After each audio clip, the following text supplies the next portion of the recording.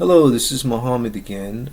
This is the part 2 of the Java SQL tutorial that I have started. For those who have missed the part 1, we are basically trying to build the employee vaccination management system using the technology stack that I described in the part 1. If you have not watched the part 1, I would highly recommend going through it to have a good basic understanding. Anyway, coming back to building of the system. So in order to build this thing properly, what I typically do is make baby steps and do a little step-by-step process.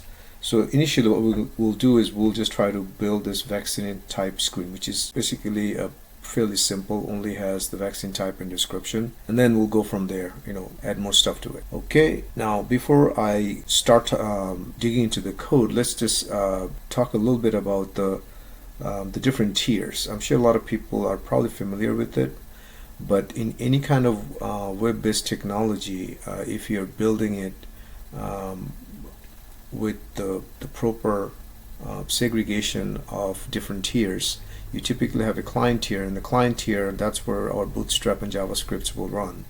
And then you have your middle tier, which is kind of like the server tier, where in our technology stack, the Java, the JEE, SpringBoot, and Hibernate would run actually. And then of course the database tier, which is the one actually will hold actual data and will host the actual database engine. So this is kind of how any kind of web technology stack slash architecture kind of works in brief.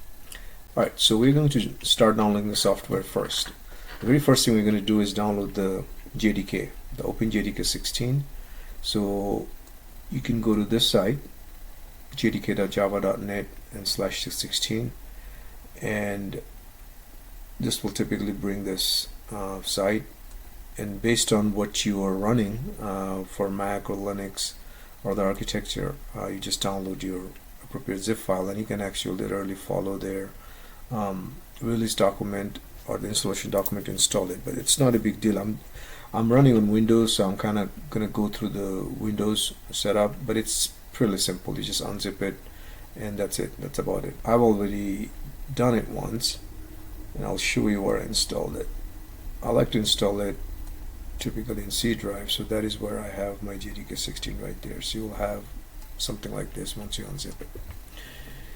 Alright, so once you have that done, then the next thing to do would be to install the Eclipse, because that would be our primary development environment. So what you want to do is you could do Eclipse JE download, just search for that in Google, and it will bring the very first link. Just go ahead, click on that one. Now it probably will not bring the latest and greatest, so he actually tells that this package was released on this date, but newer package is available. Just go ahead, click on that one. So we're going to use the Eclipse to build a web-based tools. So we're going to need this. Select this and then choose the appropriate platform that you have. So mine is going to be Windows, so I'm just going to click on this, and it will take you to that, and then just go ahead and download it. I've already downloaded it, and once you download it, then what you could do is unzip it in another directory. So it will be looking like something like this. I have unzipped it in here. Eclipse new. So you'll have a whole bunch of directory structure like this. And what you do is once you unzip it, unpack it, you just run this eclipse.exe. Well, before running it, one thing I would suggest, what I like to do is I like to tell Eclipse what version of Java I'm going to use. So I would suggest you guys doing the same thing. You open this eclipse.ini file. On Windows, of course, you can use a notepad or any other text editor to open this thing. What I would do is there is a section called /VM. You want to change it to exactly where you install the JDK. So in my case, I installed it on C drive JDK-16 bin. So that's what I put. So let's launch Eclipse now. Okay, so I have my Eclipse up, and you should see something like this. That's the Eclipse IDE for JE environment. Our next thing is we're gonna generate a skeleton project. So going back to the web, you can open a new tab. What I would suggest is you can go to Google and start searching for Spring Initializer, exactly like this, and go ahead and enter. Alright, so once you see the Spring Initializer, click on it, and what happens is here you get to like initialize your skeleton project. So I'm going to use Maven, of course, because I like the structured version of the Maven's XML, and I'm going to use Java, leave this default. The group, I'm just going to change that to say SQL tutorial, and this I'm going to call EVMS, Employee Vaccine Management System, and change that to EVMS. And I like to use the jar. You can use either one of them. WAR, actually, if you want to deploy a WAR file in different application servers. Now in the future, if you wanted to change from jar to WAR, it's not a big deal. You can change a couple of things in the configuration files, and maybe add a little bit of piece of Java code, and then it will just work. But anyway, the beauty of a jar is you can literally deploy the jar file as is in the like Amazon Web Services, AWS Beanstalk, Elastic Beanstalk. So it's pretty seamless. Anyway, now we need to choose some technologies that we're going to use with this. So I click on Add Dependencies, and if you hit Control key, then you can select multiple, and it will not go back to the previous screen.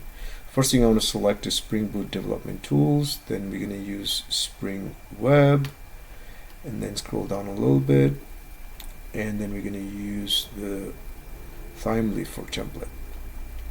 And that's about it. And you can click anywhere else, and that will bring back this previous screen. So we chose these three technologies, and okay, then we choose the Java 16, of course, because that's our platform. And then we are done. We're just going to click generate, which should generate a zip file, and we're going to use that zip file. Alright, so this zip file literally has kind of like the built-in skeleton code that Spring Boot provided for me with all the dependencies that I wanted. That's also added in the Maven. So the next step is whatever you have the zip file, in my case I put it in the CET projects. You can right click and unzip it. Now you can use the regular WinZip to unzip it. I mean, I have WinRAR, so I'm just going to extract it right here. There you go, it extracted, so it created this directory and a whole bunch of files. So the way this thing is structured, the pom.xml is basically your Maven configuration file, and that's the file that tells what technology, what dependencies to use, and also says what's the name of your project and all that.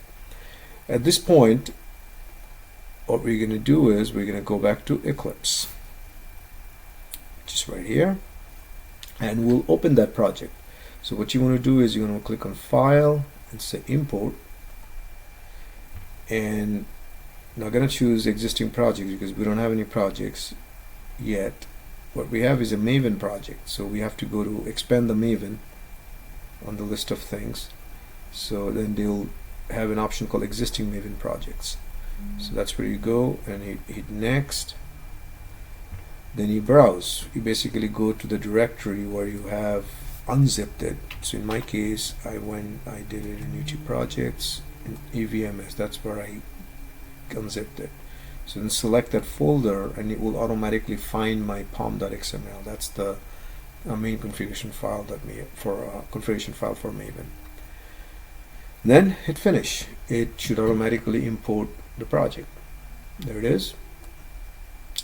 So it imported my project. Now here you could see what it created. So initially, of course, you will see that it only created this Java file called EVMS application, and that's basically the Spring Boot starter file. Just got a main program. This is run the application. That's it. We don't have anything at this point. Well, initially, as I said, we're gonna go and try to get the, to see if this is gonna bring up a simple web page like my vaccine type. So what you want to do is the very first thing is right click here and do a new So you want to create a class, and we're going to create a controller that basically will say that, you know, what URL to go to when I want to bring a actual page. So I typically like to put all the controllers in a controller package, just a good practice. So that would be my name of the package. My base name was skilltutorial.evms, then I added a controller.controller.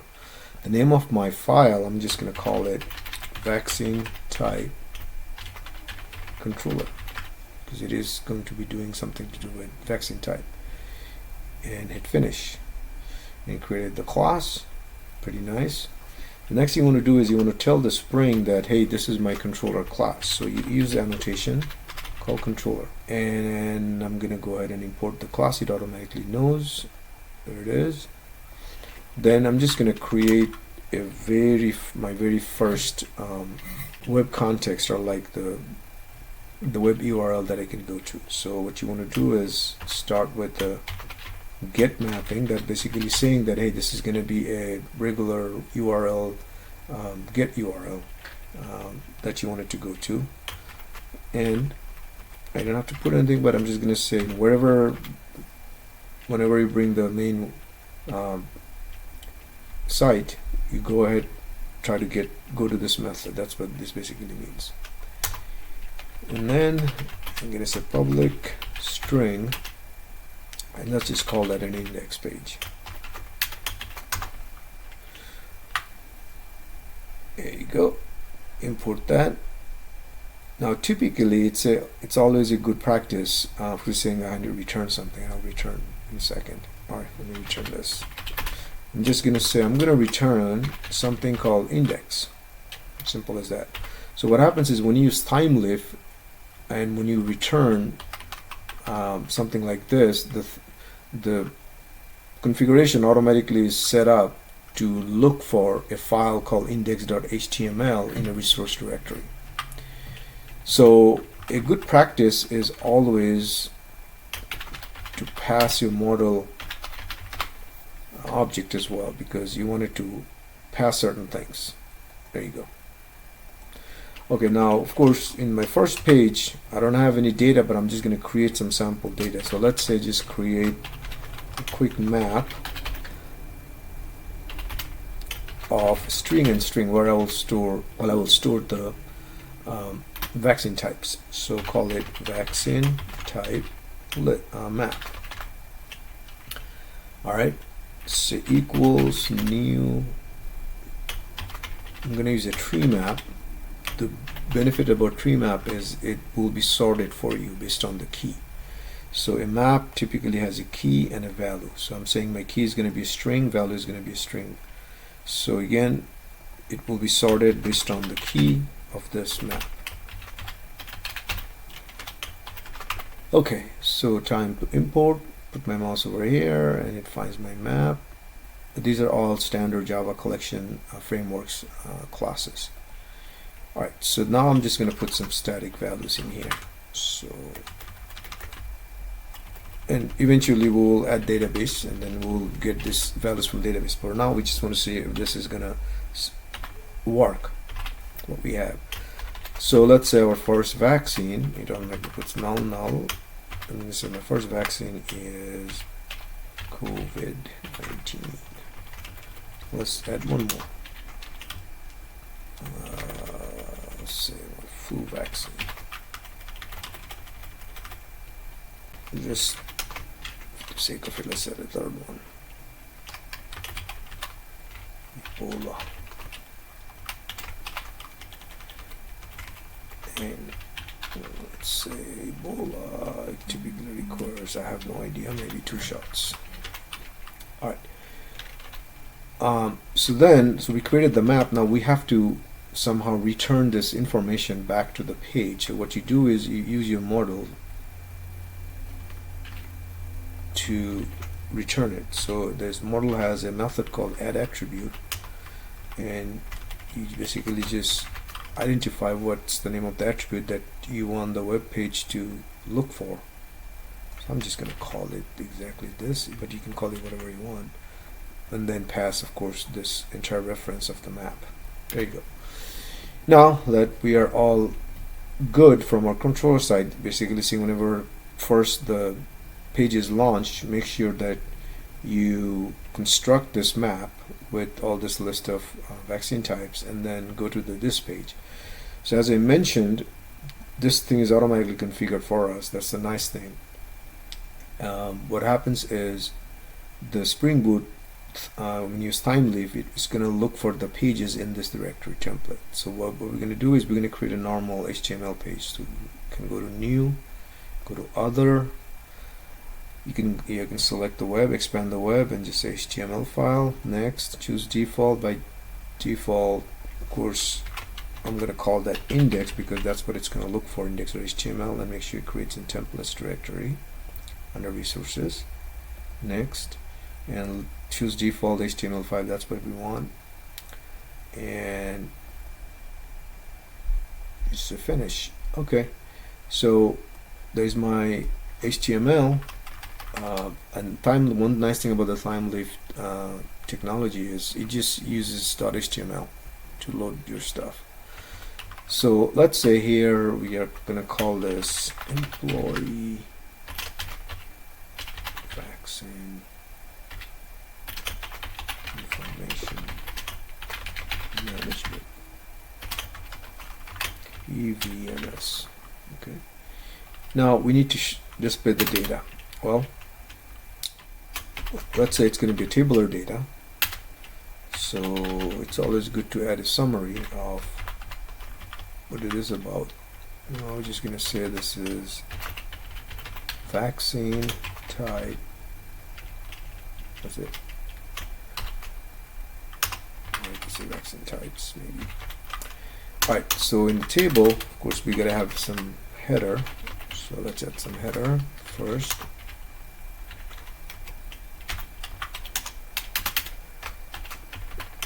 So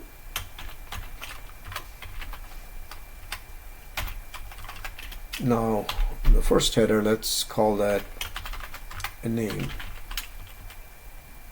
and it's just a name, and the second one, call it description.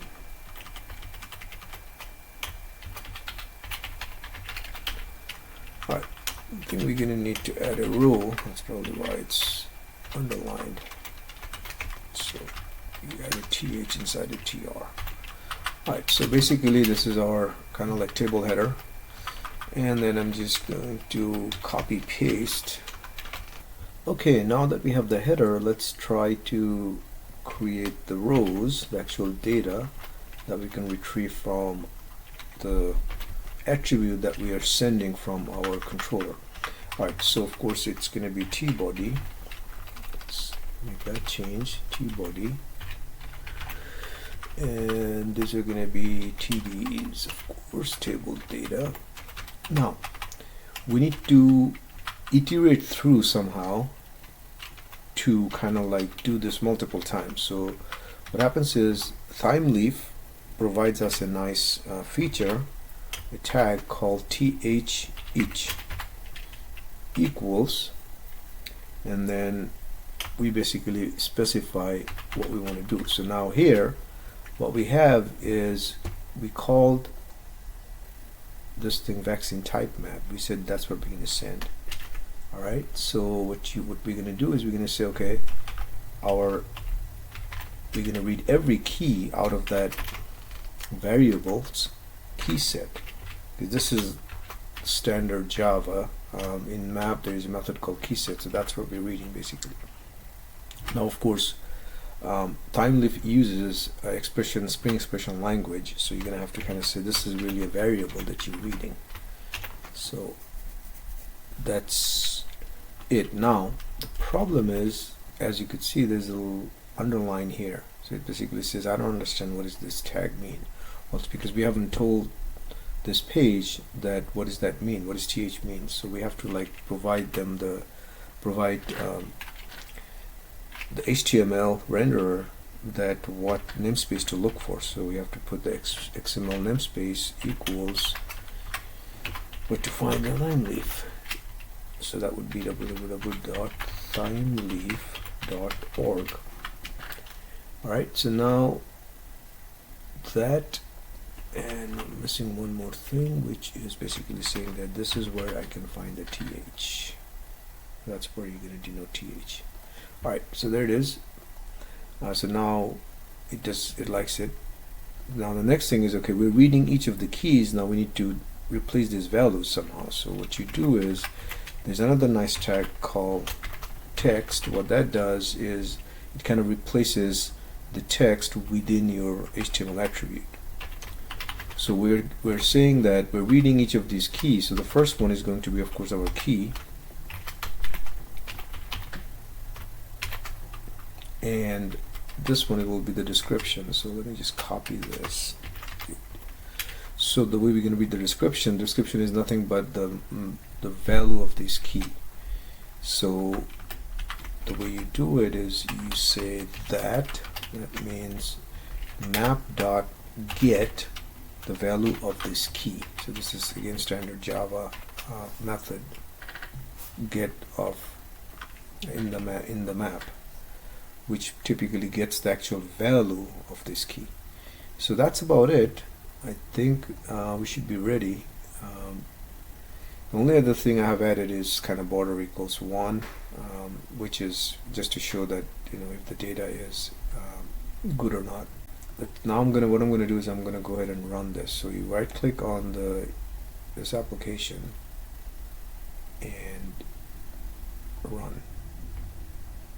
Print out this message, and you're looking for this something like started. So it says it's started. A tab, and this is the default port the SpringBoot uses. So I'm gonna go just type this http://localhost:8080 and hit enter. And voila, it did read all of my data that I have. So there's each of the data that I am sending from the controller, name and description. Now, would be nice if I add a little bit of thing here. Just basically says, hey, this is my vaccine type data. So I'm just going to add an h1 tag here. Vaccine types.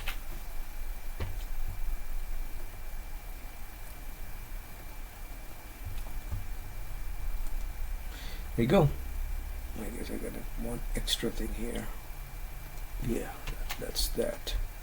So I'm going to save that, and you know, it's pretty